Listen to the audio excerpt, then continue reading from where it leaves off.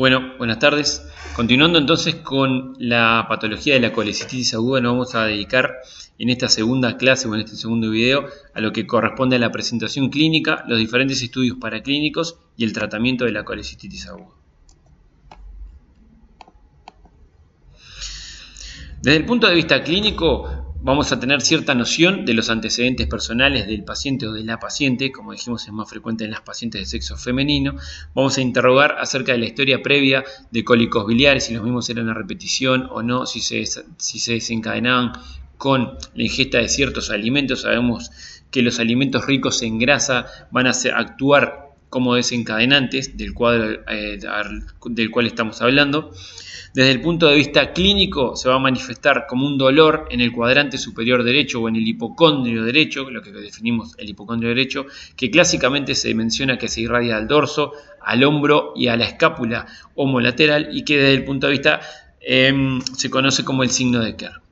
En general, este dolor tiene más de 24 horas de evolución y, como señalábamos anteriormente, va a estar precipitado o desencadenado por la ingesta de colicistoquinéticos. Puede presentar además algunos elementos de dispepsia, como mencionamos previamente, como el ser náuseas o vómitos. En hasta un 80% de los casos va a tener elementos de hipertermia, es decir, una temperatura axilar mayor a 37,5 grados Celsius, y desde el punto de vista del examen físico lo que vamos a evidenciar es un dolor a la palpación del hipocondrio derecho con contractura muscular hasta en un 50% de los casos. Desde el punto de vista clínico lo que podemos mencionar es lo que se conoce como el signo de Murphy positivo, que no es más que la palpación de la vesícula biliar inflamada. El punto de Murphy se topografía en la unión del reborde costal derecho con el borde externo del músculo recto anterior derecho, y se dice que es positivo cuando le pedimos al paciente que realice una inspiración forzada y la palpación a ese nivel interrumpe la respiración bruscamente. Hasta en un 25% de los casos, además, existe un dolor a la decompresión del abdomen. El signo patognomónico entonces de la enfermedad, como señalamos recientemente, es el signo de Murphy, el dolor a la palpación en el hipocondrio derecho durante la inspiración profunda y que la corta abruptamente. No es más, como también señalamos, que la palpación de la vesícula biliar inflamada. Desde el punto de vista paraclínico, el diagnóstico de colecistitis aguda va a ser clínico, apoyado en un pilar paraclínico, eventualmente imagenológico, como vamos a ver. Puede presentar un aumento leucocitario o una leucocitosis mayor a 10 o 12.000, hasta en un 85% de los casos. En la mitad de los pacientes podemos ver un aumento leve de la bilirrubina y de la fosfatasa alcalina sérica. Esto no quiere decir que haya una obstrucción a nivel de la vía biliar principal por litiasis, sino que en general lo que sucede es que la propia inflamación de la vesícula biliar secundariamente obstruye parcialmente la vía biliar principal, y por eso va a tener o puede llegar a tener un aumento de la bilirrubina total como un elemento de obstrucción, pero que en general no es demasiado marcada. Y hasta en un 33% de los casos puede haber un aumento de la amilasa sérica. Esto no traduce tampoco un compromiso pancreático, sino que sabemos que en la mayoría de los cuadros agudos de abdomen la amilasa sérica puede estar aumentada. En cuanto al principal estudio imagenológico que vamos a solicitar es la ecografía de abdomen.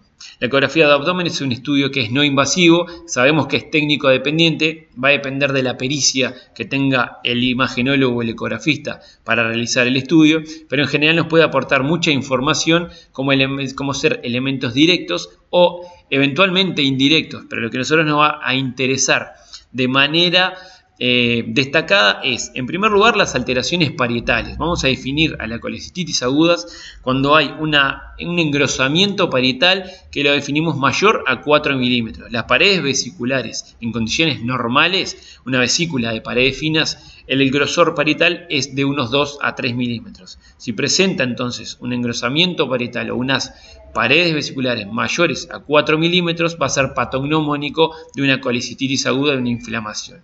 El otro elemento que nos puede señalar como formando parte de la colecistitis aguda es la distensión vesicular secundaria a la obstrucción. Y podemos evidenciar además la presencia de cálculos o eventualmente de barro biliar. Esto nos va a dar información acerca del tamaño, del número de los cálculos en vistas a un eventual tratamiento quirúrgico.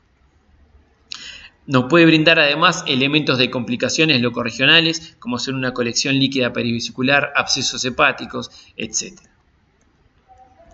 Como podemos evidenciar entonces en las diferentes imágenes que hemos ido apreciando, vamos a ver el cálculo o los cálculos como una imagen con un cono de sombra posterior que no se va a mover con los diferentes cambios de posición del paciente. El ecografista va a buscar ese movimiento durante la realización de la ecografía. Se utiliza para determinar entonces la presencia de la litiasis vesicular. Y lo otro que debemos destacar de la ecografía, además que es un estudio que es no invasivo, si bien como dijimos es técnico dependiente, pero que tiene una alta sensibilidad y una alta especificidad para ver los cálculos y para el diagnóstico entonces de la colecititis aguda. Lo que es de destacar de la ecografía en estos casos es que tiene una menor sensibilidad y especificidad para lo que es la vía biliar principal. Pero recordemos que estamos hablando de colecititis aguda, es la inflamación de la vía biliar accesoria. Por lo tanto, para esta patología que estamos tratando tiene un rendimiento por demás destacable. ¿Qué otros estudios podríamos eventualmente solicitar? Una tomografía axial computada de abdomen y pelvis. Sabemos que no se solicita de rutina en el caso en que tengamos dudas diagnósticas, como señalamos anteriormente. Si no contamos con una ecografía o si el ecografista no nos aporta demasiados datos y nosotros persistimos con la sospecha desde el punto de vista clínico que estamos frente a una colecititis aguda, entonces podría estar indicada la solicitud de una tomografía axial computada. Sabemos que la tomografía axial computada realiza cortes transversales que lo observamos desde los pies del paciente. Esto es arriba en el paciente, esto es abajo, esto es a la derecha, esto es a la izquierda. Vamos a observar entonces por debajo del hígado un órgano distendido de paredes engrosadas, que es en este caso la vesícula biliar, y lo cual nos sella el diagnóstico entonces de una colecititis aguda. Por lo tanto, el diagnóstico, si bien es fundamentalmente clínico, se va a apoyar en un pilar ecográfico. ¿Qué sucede con el tratamiento de la colecititis aguda? Como sabemos, tiene un pilar médico y un pilar quirúrgico. El pilar médico, como todos los tratamientos en cirugía, va a tener un pilar higiénico, dietético y medicamentoso. El paciente, vamos a suspender la vía oral, va a quedar internado, vamos a calmar el dolor, y en cuanto a lo quirúrgico, requiere un tratamiento quirúrgico y precoz. ¿Por qué decimos que requiere la colecititis aguda un tratamiento quirúrgico y precoz? Porque, como ya señalamos anteriormente, las lesiones anatomopatológicas escapan a la terapéutica médica. Lo que debemos hacer es la remoción del órgano afectado. En este caso, la evolución dificulta además los procedimientos quirúrgicos. Si dejamos que el cuadro persista y lo intentamos combatir solo con tratamiento médico, el procedimiento quirúrgico va a ser más dificultoso en la evolución, porque se trata de un proceso mecánico obstructivo secundario a la impactación del cálculo a nivel de la desembocadura de la vesícula biliar en el conducto cístico, y solo la cirugía va a poder otorgar una solución satisfactoria, y porque además no presenta una correlación clínico-patológica. Por lo tanto, no podemos presuponer desde el punto de vista clínico en qué etapa evolutiva se presenta nuestro paciente, y todo esto puede aumentar los riesgos quirúrgicos y anestésicos además. En cuanto al tratamiento médico preoperatorio, el objetivo va a ser calmar la sintomatología dolorosa, es decir, le vamos a colocar una vía venosa periférica, una suspensión de la vía oral, aporte de suero y calmar el dolor.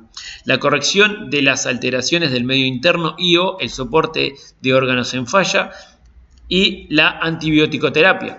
Como ya mencionamos también en cuanto a la fisiopatología, la infección se desarrolla secundariamente y debemos administrar antibiótico-terapia en base a los gérmenes que planteamos inicialmente, los de la flora entérica o los de la flora colónica, indicando por ejemplo ampicilina sulbactam para este objetivo. Debemos además valorar el terreno del paciente y solicitar eventualmente las diferentes interconsultas o realizar los diferentes exámenes humorales paraclínicos para confirmar o descartar que haya repercusiones en los diferentes órganos o sistemas.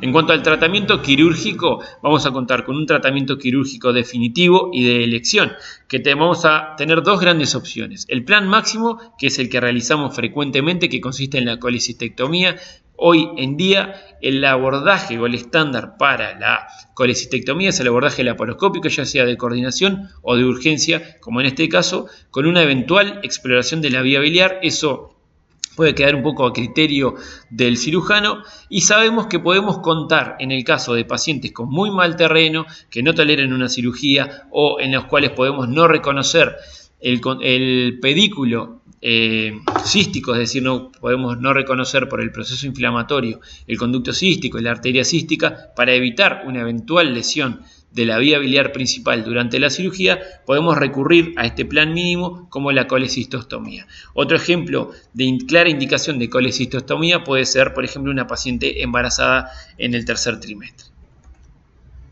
En cuanto a la oportunidad, va a ser de urgencia. Vamos a tomarnos el tiempo mínimo necesario para la solicitud de las diferentes interconsultas o exámenes clínicos, y una vez que el paciente se encuentre en ayunas y hayamos realizado y completado la valoración, vamos a proceder entonces a la cirugía.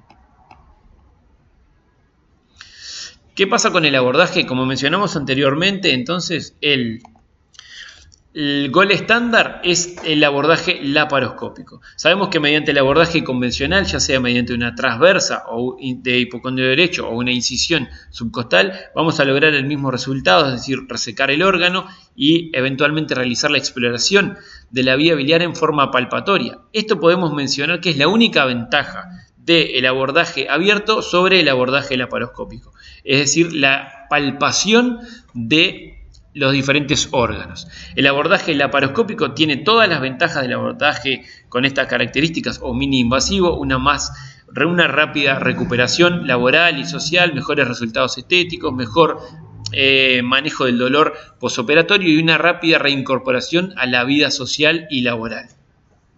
En cuanto a la litiasis vesicular específicamente, va a tener una menor morbilidad parietal, un rápido reintegro laboral y el resto de las características o ventajas que analizamos anteriormente. Por lo tanto, es el abordaje de elección. En cuanto a la colecistostomía, que no es otra cosa que la punción percutánea y el drenaje externo, aquí podemos evidenciar una tomografía de un paciente con una colecistitis aguda y la colocación de un drenaje con el objetivo de degravitar la vía biliar accesoria para de esa manera, conjuntamente con el tratamiento médico, realizar un tratamiento meramente paliativo. Sabemos que se evidencia una recidiva calculosa de un 50% a 5 años, es una técnica abierta que puede muchas veces ser incómoda para el paciente y consiste entonces en la colocación de un drenaje percutáneo transhepático, puede ser guiado, ya sea por ecografía o por tomografía. En cuanto a la técnica, vamos a describir el abordaje laparoscópico para la colecistectomía laparoscópica. Una vez que hacemos el neumoperitoneo, vamos a colocar 4 trócares. Vamos a colocar un trócar de 10 milímetros a nivel periumbilical, donde vamos a colocar la cámara, un trócar de 10 milímetros a nivel subsifoideo, que este es el lugar donde vamos a extraer o realizar la extracción de la vesícula, y 2 trócares accesorios de 5 milímetros en el hipocondrio derecho. Esto es una imagen de lo que observamos durante la cirugía laparoscópica. Esto está visto desde abajo. Esto es el hipocondrio derecho, el hígado y la vesícula inflamada en una etapa edematosa. Lo que vamos a hacer es traccionar el fondo de la vesícula hacia el hombro derecho, abrir lo que se denomina o se define desde el punto de vista anatómico como el triángulo de Calot para identificar el conducto y la arteria cística. Lo que hacemos entonces es la disección de ambos, del conducto y de la arteria cística, y vamos a realizar el clipado de ambas estructuras. Un punto que debemos tratar es si realizamos o no una colangiografía intraoperatoria, ya sea de rutina o selectiva. No hay un consenso al respecto, muchas veces queda a criterio del cirujano tratante. Puede realizarse una colangiografía intraoperatoria si tenemos dudas en cuanto a si estamos realmente en la vía biliar principal o accesoria, o si el paciente, desde el punto de vista clínico o paraclínico, tiene elementos de participación de la vía biliar principal. Es decir, si sospechamos que tenga litiasis en la vía biliar principal, puede estar indicada entonces la realización de una colangiografía intraoperatoria. Cateterizamos el conducto cístico, pasamos contraste y realizamos una placa, donde esperamos observar un buen pasaje de contraste al duodeno y esperamos no ver entonces imágenes de litiasis.